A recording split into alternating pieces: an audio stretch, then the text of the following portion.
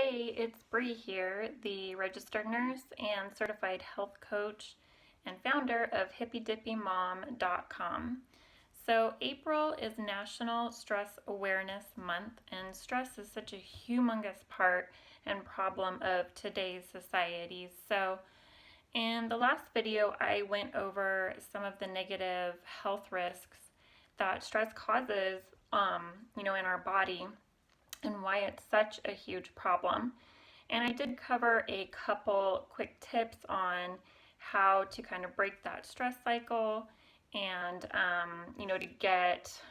to really relieve your stress. It's really, really important. So today I just wanted to talk a little bit more about stress and what we can do to manage it kind of more long term.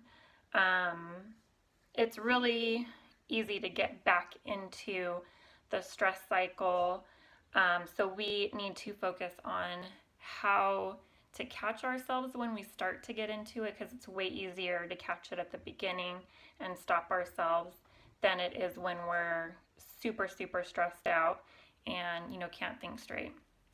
So, a lot of times when we're stressed out, we tend to kind of blame other people, like, oh, my boss is such a jerk, or my significant other just doesn't understand, or oh my gosh, that person just cut me off on the freeway.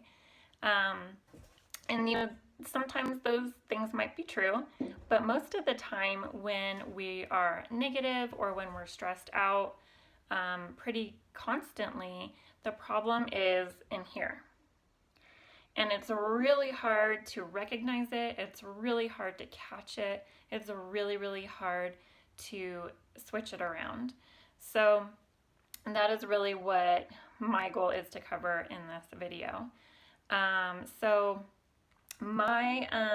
really speaking from experience when it comes to this.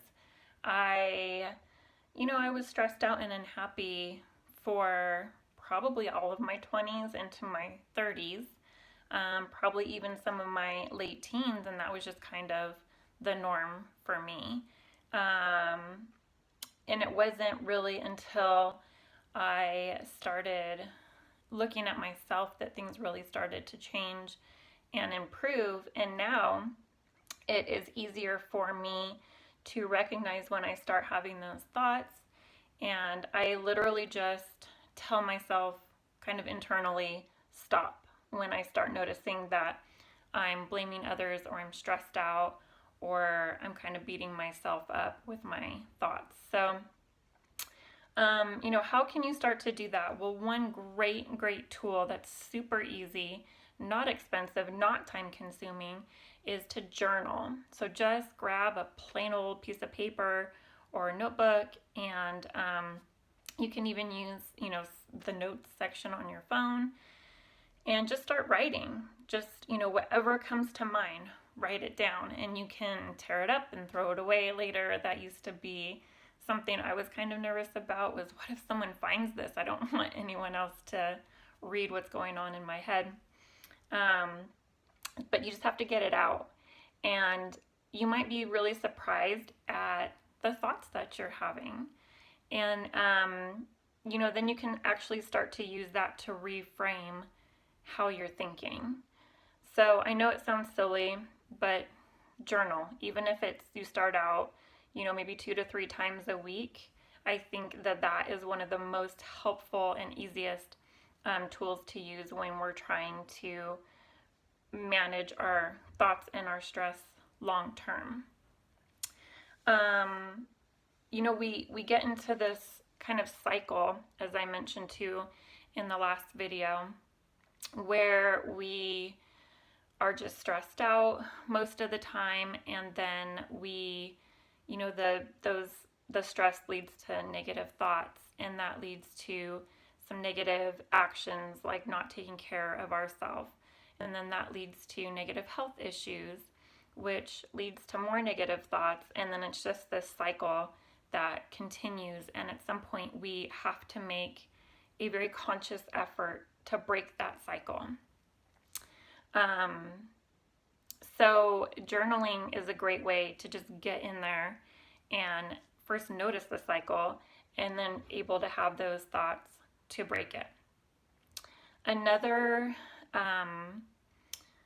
tool that I like that, again, it can get expensive. It's reading self-help books. So just depending on how many you purchase.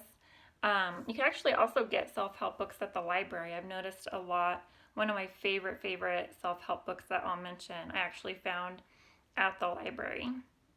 So self-help books just help us realize what is going on in our head that isn't working very well and how to transform that. And I like books that give you actionable steps. Maybe they come with a workbook, or there's one that I'm going to mention where they actually have you kind of do some journaling at the end of every chapter. So self-help books they're really fun, I think, too. They're not something I ever would have been interested in, in my 20s, but now I have quite a few. So my top favorite 3 are The 7 Habits of Highly Effective People. That one's really good. It took me a little while to get through it because it is kind of old-fashioned, and I was really trying to work through, each step and develop each skill as I went through it. So super good book to have, and I like to buy them because then I can have them for when I need kind of a refresher. So there's The 7 Habits of Highly Effective People. My next favorite would be You Are a Badass by Jen Sincero, and she's really good about giving you some actionable steps at the end of every chapter. And she gives mantras that you can repeat to yourself over and over in between reading. And she's funny. So it's a good read. You can get through it really quickly. My number 1 favorite self-help book is The Subtle Art of Not Giving a F by Mark Manson. That is the book that I found at my local library. And when I saw that title, that immediately piqued my interest. And I thought, oh yeah, I got to read that one. So I grabbed it and I read it super fast because it's kind of common sense stuff. But, again, when we're in that cycle of being stressed and being negative and being hard on ourselves and blaming others, we kind of lose sight of the easy things, right? So I feel like Mark Manson just kind of brings it back to kind of the basics, and it's an interesting read too. He's pretty funny. So those are my top 3 picks. And again, another tip, I kind of mentioned it, was that, after you're journaling for a bit and you're reading these self-help books for a bit, you will start to notice your own thoughts that you start to have when you're getting really stressed out. And you can either do this out loud or just kind of say it in your mind. You can just literally go, stop. And that is what I do. If I start thinking, oh my gosh, I have to do this, and this is going wrong, and this is that person's fault, stop.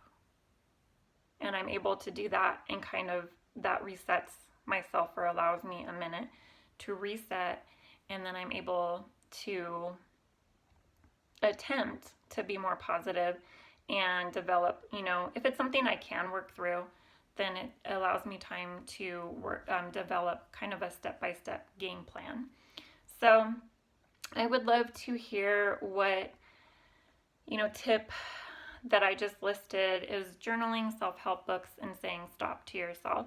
So which tip do you resonates the most with you? I would love for you to put that in the comments, as well as your favorite self-help book. Like I mentioned, I'm kind of a collector, so I'm always looking for another amazing self-help book. So put that in the comments and really try to break that stress cycle. Your body and your mood and everyone around you will thank you.